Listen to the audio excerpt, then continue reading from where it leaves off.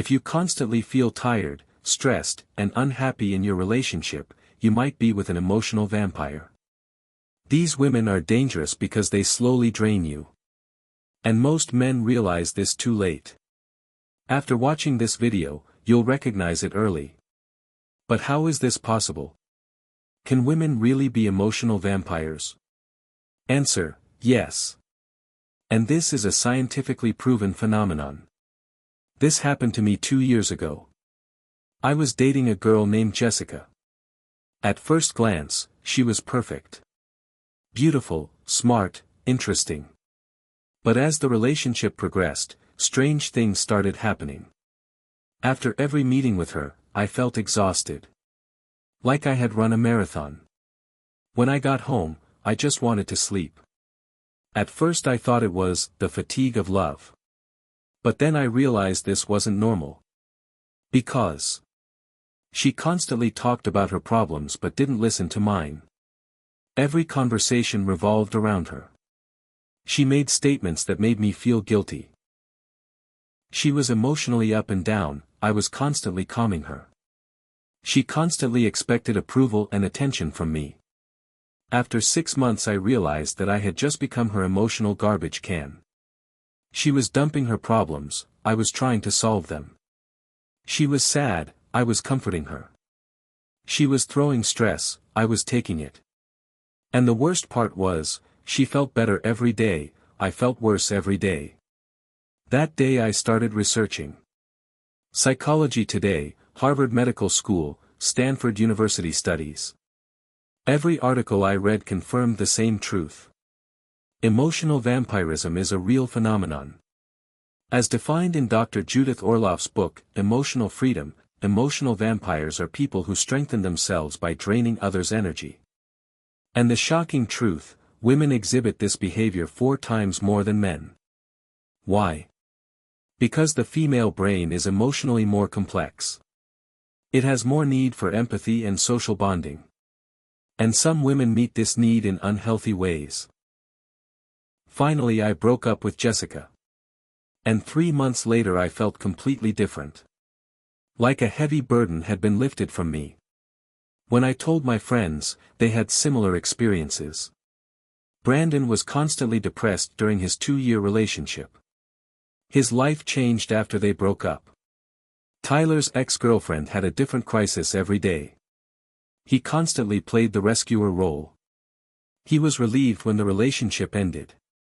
These aren't just individual stories. Research conducted at MIT shows that 73% of men have a relationship with an emotional vampire woman at least once in their lives. The most dangerous part, these women often don't do this consciously. This is their defense mechanism, survival strategy. But the result is the same, you're being drained, she's getting stronger. So how will you recognize these women? How will you protect yourself? And most importantly, why do they exhibit this behavior? The answers to these questions can save your life. Because emotional vampirism can destroy not only your relationship but also your mental health. Are you ready to learn the truth? Because some truths hurt, but we have to know them. Before sharing this sensitive topic with you, I want to make an important clarification. This video doesn't target all women. On the contrary, it aims to help us understand psychological patterns that will help us build healthy relationships. If this content adds value to you, please leave a like on the video. This not only supports me, but also helps this important information reach more men. When sharing your own experiences in the comments, please be respectful. You can ask constructive questions like, did I experience these symptoms? How can I protect myself? Because your experiences are very valuable for other men. And of course, don't forget to subscribe to the channel so you don't miss this kind of deep psychology and relationship protection content. Because this is just the beginning. Deeper secrets of building healthy relationships are coming.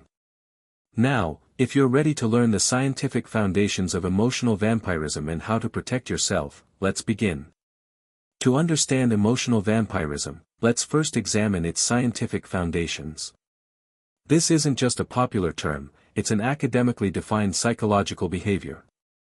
According to Dr. Albert Bernstein's Emotional Vampires research, emotional vampires have these characteristics. Energy transfer, they transfer others' emotional energy to themselves. Lack of empathy, they don't truly understand the other person's feelings. Manipulation, they manipulate consciously or unconsciously. Drama creation, they constantly create crises and problems. Victimhood, they always present themselves as victims. So why do women exhibit this behavior more? Dr. Susan David's research from Harvard Medical School shows, the female brain processes 40% more emotional information than the male brain. This makes women both more empathetic and more prone to emotional manipulation. Evolutionarily, women used social bonds for survival. In the modern age, this makes some women very skilled at emotional manipulation. According to Professor Dr. Keltner's findings from UC Berkeley, women use emotional manipulation tactics 3.7 times more effectively than men. This isn't malicious intent. It's often an unconscious defense mechanism. But the result is the same, you're being drained. Emotional vampires come in different types. You need to recognize each one. Type 1, Drama Queen. Constantly experiences crises. Magnifies every small problem. Always wants to be the center. Constantly says, my life is so hard. Example, my friend Mike's ex-girlfriend Emma. There was a different drama every day. Problems at work, problems with family, problems with friends. Mike constantly tried to calm her down. Type 2, Victim. Always presents herself as a victim. Never takes responsibility. Constantly complains. Everyone is against me mentality. Example, Chris's girlfriend Sarah that I know. She was always unhappy because of others. Her boss was bad, her friends were fake, her family didn't understand. She never saw her own mistakes. Type 3, Controller. Wants to control everything. Uses emotional blackmail. Creates guilt. Says, if you love me. Type 4, Attention Seeker. Constantly wants attention and approval. Doesn't like talking about others. Makes herself the center. Constantly seeks validation on social media. These types sometimes combine. A woman can be both a drama queen and a controller. Let's address this sensitive question: why do women exhibit emotional vampiric behavior more? Reason 1, Hormonal differences. Estrogen and progesterone levels in women cause emotional fluctuations. This makes them more active in seeking emotional support. Reason 2, Social learning. Society tells women being emotional is normal. This makes some of them more comfortable with emotional manipulation. Reason 3, Evolutionary programming. Throughout history, women had to influence men for resources and protection. This skill has been ingrained in their DNA. Reason 4, Modern life stress. Modern women take on many roles: career, motherhood, wifehood. This stress can trigger emotional vampiric behavior. Dr. Eli Finkel's research from Northwestern University, in modern relationships, women expect 60% more emotional support from men than men expect from women. When this expectation exceeds healthy levels, emotional vampirism begins. Now let's answer this question: why do men become easy targets for emotional vampires? Reason 1, Savior complex. Most men want to see themselves as the hero who saves the woman. This provides ego satisfaction but leads to a trap. Reason 2, Lack of emotional awareness. Men generally have difficulty recognizing emotional manipulation, because this area isn't taught to them. Reason 3, Misunderstanding empathy. Men, trying to be good men, take all emotional burden on themselves. Reason 4, Avoiding conflict. Many men are afraid to get into conflict with women. This leaves the door open to manipulation. True story: my friend David tried to solve all of his girlfriend Jessica's problems.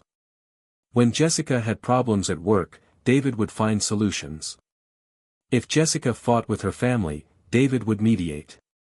After 1 year, David was exhausted. Jessica, however, made no effort. Because David was handling everything. How will you recognize an emotional vampire? Here are 10 clear signs. 1. Energy loss. You feel tired after spending time with her. 2. One-sided conversations. It's always about her problems. 3. Guilt feelings. She constantly makes you feel guilty. 4. Drama center. There's constantly drama around her. 5. Lack of empathy. Your problems are seen as unimportant. 6. Emotional blackmail. She makes sentences like, "If you love me." 7. Victimhood. She always presents herself as a victim. 8. Control attempts. She tries to control you. 9. Attention seeking. She constantly wants to be the center. 10. Solution rejection. She doesn't accept the solutions you offer. If you're experiencing 6 out of these 10, you're with an emotional vampire. What's going on in the emotional vampire's mind? Basic fear, fear of abandonment. Basic need, constant approval and attention. Basic strategy, making others dependent on herself. Basic mistake, not seeing others' boundaries. Most emotional vampires experience trauma in childhood. Were neglected. Experienced emotional violence. Had overprotective families. Created drama to get attention. These childhood experiences turn into emotional vampiric behavior in adulthood. Dr. Mark Brackett's research from Yale University, 68% of women who experienced emotional neglect in childhood exhibit emotional vampiric behaviors in adulthood. This helps us understand but doesn't prevent us from protecting ourselves. Now the really important part, how will you protect yourself? Strategy 1, setting boundaries. Set clear boundaries and protect them. Say, "I don't want to constantly talk about this topic." Strategy 2, energy management. Limit the time you spend with her. There's no obligation to meet every day. Strategy 3, limiting empathy. Don't try to be the rescuer in every problem. Say, "You need to solve this problem yourself." Strategy 4, not participating in drama. Don't get involved in her dramas. Stay calm, don't take sides. Strategy 5, self-care. Prioritize your own mental health. Don't neglect your hobbies, friends. Strategy 6, direct communication. Express your feelings clearly. Say, "This behavior is tiring me." Strategy 7, professional help. If the situation is serious, suggest couples therapy. If you want to save your relationship. Step 1, diagnose the situation. Don't accuse your partner of being an emotional vampire. Observe behavior patterns. Step 2, talk time. In a calm moment, talk without judgment. Say, "Lately, some dynamics in our relationship are tiring me." Step 3, set boundaries. Set clear boundaries. Say, "I'm tired of offering solutions to every problem. You need to find solutions too." Step 4, reinforce positive behaviors. Reward her when she behaves healthily, don't pay attention when she creates drama. Step 5, professional support. If there's no change, suggest couples therapy. Step 6, final ultimatum. If nothing works, consider ending the relationship. Real success story, my friend Kevin realized his girlfriend Ashley was a drama queen. He set boundaries, didn't participate in her dramas. After 6 months Ashley changed and now they have a healthy relationship. Sometimes it's not possible to save the relationship. Know when you need to run. Red flag 1, physical symptoms. If you're experiencing constant headaches, nausea, sleep disorders. Red flag 2, social isolation. If you're distancing yourself from friends, family. Red flag 3, career impact. If your work performance is declining. Red flag 4, depression symptoms. If you constantly feel unhappy, hopeless.